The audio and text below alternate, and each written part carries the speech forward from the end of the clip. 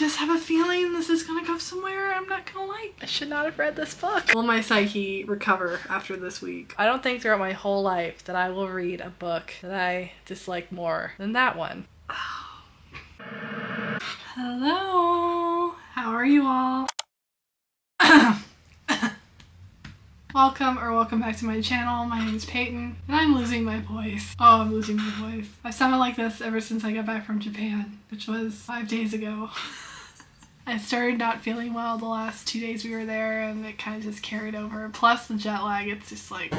Anyway, I am here this week to do something really exciting. I am going to be reading extreme horror, and extreme horror only for this week. I'm excited, a little nervous. Some of these were recommendations from you all because I said I had a pretty high tolerance, and some have just been on my radar that I've wanted to get to. Yeah, we're going to start today. I've already started one of them. I'm about 20% through one, and as any indication for the rest of the books on this vlog, I'm in for it. So the TBR for this is 4 books. I think I can get through 4 books in a week. One I've already started is Black Farm by Elias Withrow. And I'll talk about that one more in a sec. I'm also going to be reading Exquisite Corpse by Poppy Z. Bright, Zola by D.E. McCluskey, and then I wanted to throw in a Japanese extreme horror. I love Japanese literature, but I want to have an extreme horror option. In the Miso Soup by Ryu Murakami. Before I start, this is going to be an extreme horror vlog. I don't know if I have to tell you to check content warnings, but please check content warnings if you have any sensitivities, and don't blame me for any type of trauma you may incur talking about these books. And I will try to keep these spoiler free as possible. And as I read them, I'll go more into their synopsises. But for the Black Farm, let's start with the Black Farm, shall we?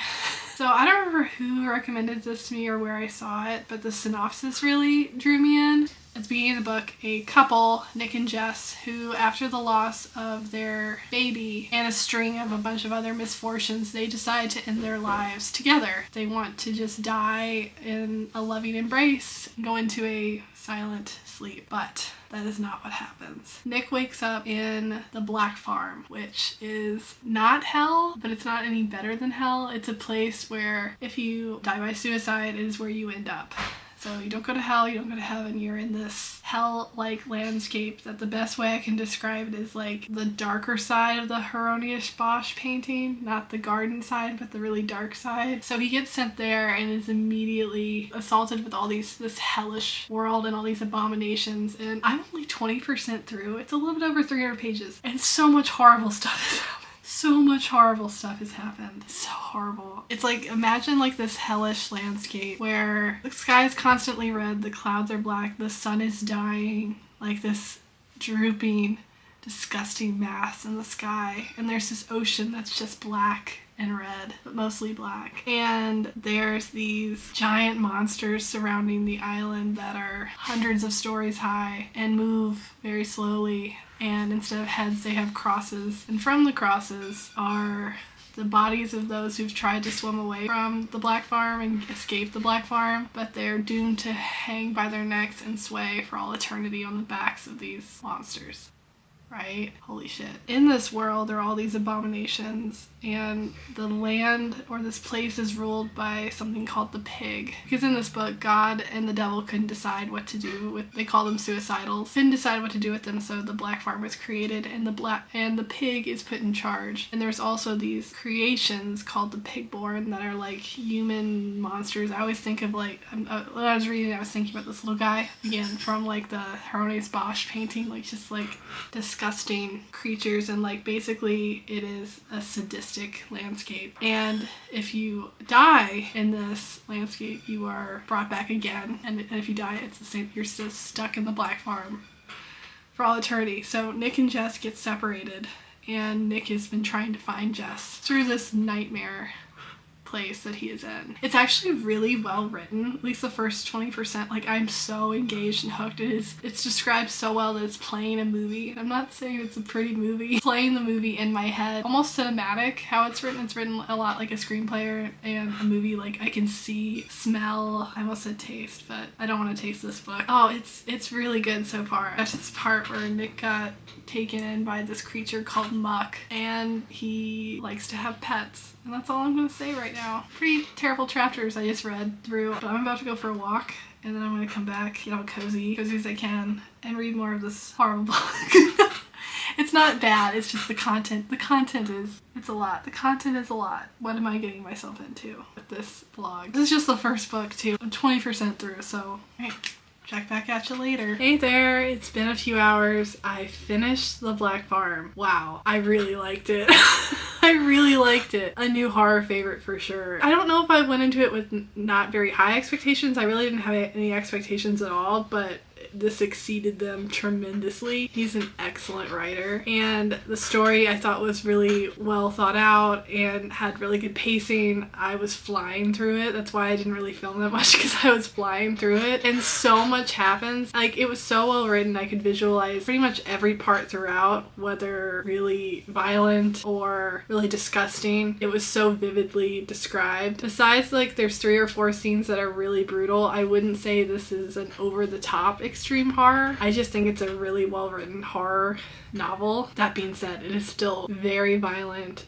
There's, in some parts, it's really hopeless and really gross and heartbreaking, but it was so wildly entertaining that I just kept reading it. It had a really good mixture of like disgust and anxiety. I was like anxious in a couple parts, and gore, but there's also like some small rays of hope within all the hopelessness. And the world building was just so unique and so intricate and just so intense. I really like this, and apparently there's a second book that he wrote. I'm not going to talk about that now in case there's any spoilers of the first one, but I will definitely be buying a hard copy of this. I really, really enjoyed it. It didn't, for me, seem so much like an extreme horror. Like, I can definitely see why people categorize it as such, because of those handful of really brutal scenes and just like the overall world you're in. But yeah, I'm like debating whether or not I should pick up another read tonight, because it's almost 5 o'clock. So I'm wondering, do I read Zola? Because it's pretty short. I was wondering if I could knock out Zola tonight, or do I want to? I don't know what I'm walking into. I've heard like very mixed things about Zola, like probably most of the books on this list. Zola in particular, I had someone in the comments recommend it, and then someone else say it's disgusting and it's horrible, don't read it. Don't. I think I'm gonna do it. It's gonna be a pretty stormy night, so I think it'll be good atmosphere for that. How tortured do I want to be this week? How disturbed do I want to be this week? Will my psyche recover after this week? I will say the first one, there weren't any parts where I had to put it down or walk away from it. That's a good sign. So I'm a little nervous for the rest of these. All right, I'm gonna start Zola. I'm gonna do it. All right, bye.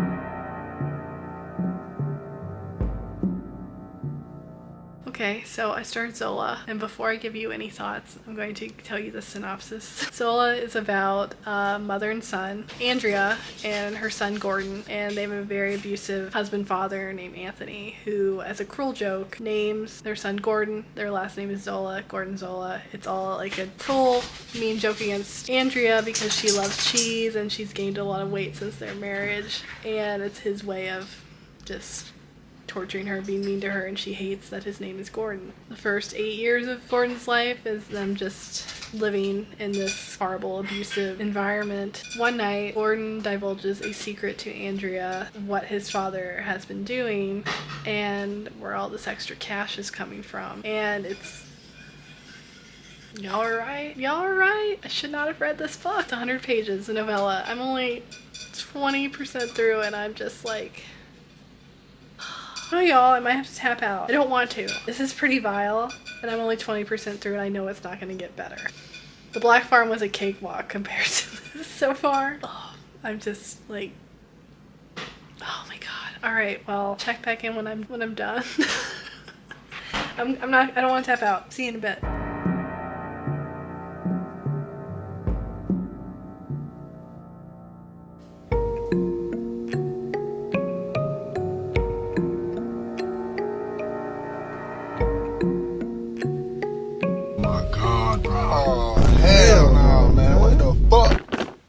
Hi.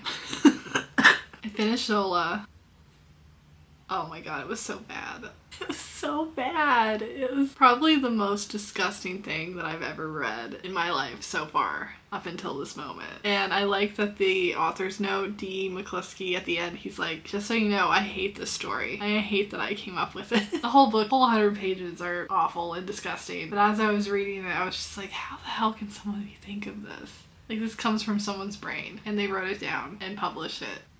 Oh my god, it was so disgusting. Oh, I like gag. That rarely happens to me where I'm like reading something and it makes me want to gag, or it's just, oh god, that was so vile. Disgusting. You know, if you're trying to cut dairy or meat from your life, maybe read Zola. I mean, I think that'll help because I don't want any cheese ever again. That sounds a little dramatic, but if you've read this book, you know what I mean. Y'all, I'm worried about D.E. McCluskey. I'm worried about you, dude. That was so wild. I don't even want to read anymore. It wasn't even that it was scary or like violent. It was more just disgusting and disturbing. It is an extreme horror, like more like a splatterpunk, but it wasn't that violent. It was just really disgusting. Like going from reading The Black Farm, which I thought was so well written and executed and like just really, really good horror. And the parts that were extreme were written really well. Very violent, very well thought out and plotted. This was just like trash. It was not a well written story at all. Yeah, there was definitely some misspellings, really odd punctuation. I don't know. I'm not mad that I read it for this vlog, but I'm never gonna be able to. This book is gonna stay with me. Yeah, I'll talk about what I'm gonna read next tomorrow. I don't even know. We'll check back tomorrow. Hello. It is the next day. I still don't think I've recovered from Zola. It was just so gross. It's definitely unforgettable because I've just been thinking about it for the past however long since I finished it, 24 hours, and I will give it that. It stays with you whether you like it or not. Again, it wasn't even violent. There was violence in it, but it wasn't violent to the point where I couldn't handle the violence. It was more just like the very descriptive, grotesque imagery had a lot to do with body fluid. I definitely had to put it down for quite a while and then pick it back up. Thank you, D.E. McCluskey. I don't think I'll ever read another book by you. But today I will be starting In the Miso Soup by Ryu Murakami. I ordered this and I actually really like the copy. It's pretty small and compact. I don't know. I like the shape of it. It sounds weird, but I like the shape of this book. You know what I'm talking about? Like when you go get a book and you like pick it up and it has like it just feels good. I don't know. I'm sounding really creepy and this is an extreme horror. I don't know. Anyway, so funny story. Ryu Murakami wrote the book that would become the horror film Audition. And if you've had the unfortunate experience of viewing that movie like I have, I'm nervous about this book. Audition is like Zola. Audition grossed me out to the point where I felt like I was going to be sick. And that rarely happens when I watch horror or read horror. It doesn't happen often. I can pretty much eat a pepperoni pizza by watching like some up shit. No, that got me. So saw this on people's list. Want to read more Japanese literature. This is Japanese extreme horror and I wanted to add it to the list. But this is about, let's read the little synopsis on the back. It is just before New Year's. Frank, an overweight American tourist, has hired Kenji to take him on a guided tour of Tokyo's sleazy nightlife. But Frank's behavior is so strange that Kenji begins to entertain a horrible suspicion that his new client is in fact the serial killer currently terrorizing the city. It is not until later, however, that Kenji learns exactly how much he has to fear and how irrevocably his encounter with the great white whale of an American will change his life. I'm nervous. I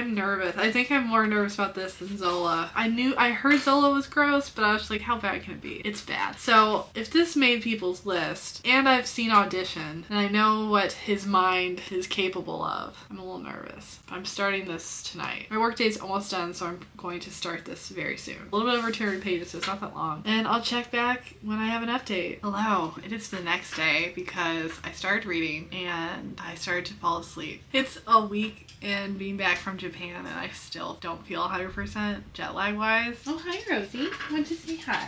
Don't ignore our audience, Rosie. I love you. You smell like turkey. I got 70 pages into In the Miso Soup. It's more just setting up the story and the characters at the moment. So there's Kenji, who is 20 years old. He works as a tour guide showing tourists the nightlife / sex industry in Tokyo. And his client for the next 3 days, this is leading up to New Year's, is an American tourist named Frank. Describes himself as looking like Ed Harris, and then Kenji meets him. He's like, he looks nothing like Ed Harris. Very overweight, balding. He describes his face as looking very artificial and like almost scarred. Just not a pleasant looking person. He says he's a businessman who works for Toyota selling parts, and he's here on business. But Kenji just automatically, just right off the bat, is like, he's lying. Something not right about this guy. Kenji starts the first night off just showing him around, giving him the lowdown, showing him what's what, describing like these different types of clubs or these different types of services that Frank could get. The whole time Frank's like talking his ear off. Oh yeah, I grew up with 2 sisters and a little small town, played baseball. And then like later in the night, oh, I have 2 brothers. Like I play baseball, and they go to like a batting range, and Frank like kind of just like has like some sort of a mental meltdown and is like swinging frantically and sweating and like heaving. And he tells Kenji, oh yeah, I had part of my frontal lobe removed when I was younger because of an accident. And Kenji's like, and then Kenji sees like what he thinks is a bloodstain on a 1,000 yen note, and it keeps bothering him. Previous day, body discovered of a young girl who had been brutally assaulted and murdered. And Kenji starts to wonder if it might be Frank, just based on like these little inconsistencies with him telling him about himself, and just this weird energy and vibes he's getting from Frank. So that's all that's really happened so far. I just have a feeling this is gonna go somewhere I'm not gonna like. I don't know what's going to happen. I'm getting nervous. Oh, it's really dark outside now. We're supposed to get like a massive storm tonight. Perfect reading ambiance, I guess. Eek! I just got done with work. I'm gonna change into comfy clothes, get in my comfy chair, and read more of this potentially very f***ed up book.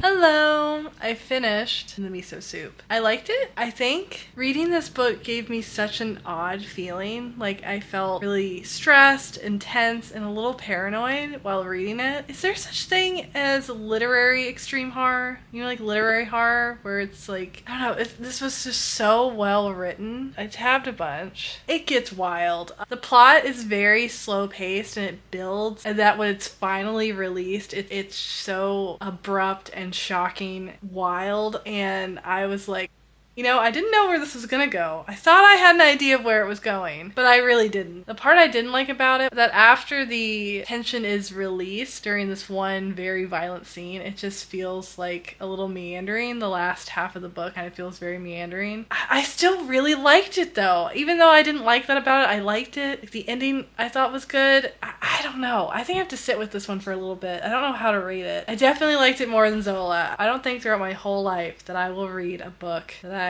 dislike more than that one. I'm still thinking about that damn book. I really enjoyed this. I recommend it if you like more of a slower burn, unsettling, tension-filled. I still think Audition is like way more disturbing and extremely disgusting and gross compared to this. Not saying this wasn't gross or disturbing. It was those things, but I feel like Audition was like on a whole nother level. I will probably read more Rai Murakami because I did actually really enjoy this book. What's next? Exquisite Corpse next by Poppy C. Bright. I haven't tapped out yet. I don't want to tap out. I don't want to tap out. I'll talk to y'all tomorrow. Bye! Hi, my friends. It is the next day. Don't mind my appearance. It's really windy outside, and I'm making noise because I got my tattoo finished of my book. My book. A book tattoo of a open book. I will show you all tomorrow when it's not covered in cellophane and really angry. It's so angry right now.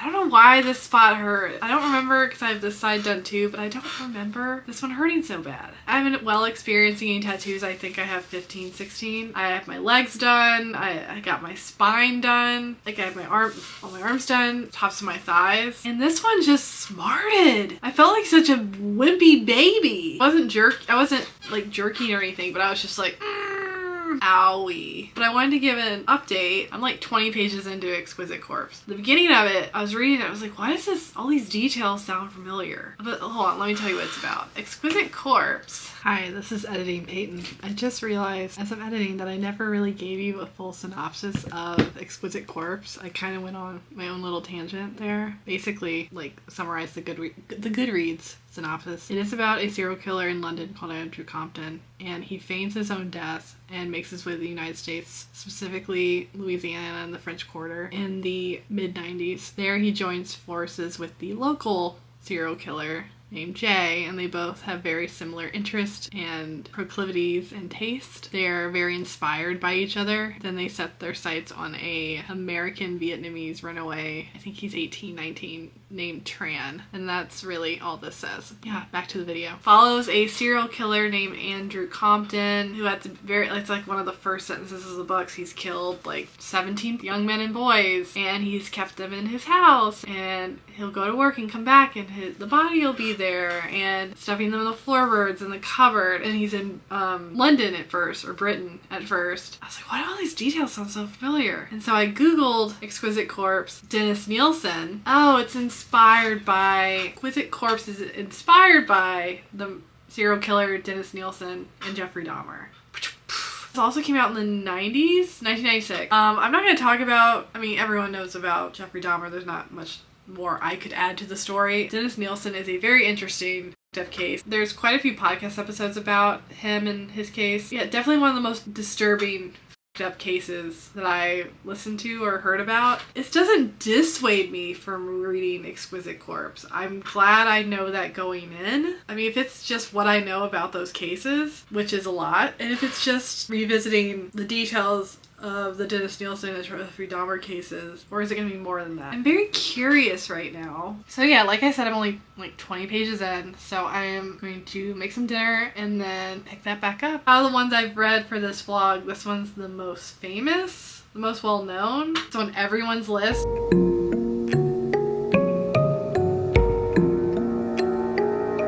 Hi, I want to give a little reading update. It has been a day since we last checked in. I'm about 51% through Exquisite Corpse. I hate to say it, I think it's just okay. I think it's just okay so far. I don't know, I'm just not as drawn into it as I was with the other book, even Zola. I don't know, I'm just a little bored. And maybe it's because of the unfortunate knowledge I have about Jeffrey Dahmer and Dennis Nielsen's case that I'm not as grossed out or as disturbed, because I've already listened to podcasts or watched documentaries or anything about those cases, so it's not new. The writing itself is very beautiful, but it's a little slow, and it's a little bit over 200 pages, and I feel like it's just been a slog to get through a little bit, even though what I'm reading about for most of it is horrible.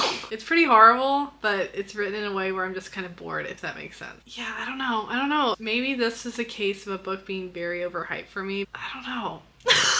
I don't know, like, I think it's interesting that the author is adding the fear that these characters have around AIDS in the 90s as gay men. I think that's an interesting element to add. I'm not hating it, but I'm not loving it either. And I don't think I'm supposed to love a book like this. I don't know, I'm not as interested as I was with the other books. I'm gonna keep reading. I'll probably finish this by tomorrow and we can wrap this vlog up, but I'll check back in later. Hi! We made it! We made it to the end of the vlog. I finished Exquisite Corpse last night. I will take back what I said. It definitely came back around to the end and was so horrific. So horrific. Made my jaw drop. I was so shocked and so sad. It was awful. It was awful. It was incredibly well written. That was rough. That was really rough.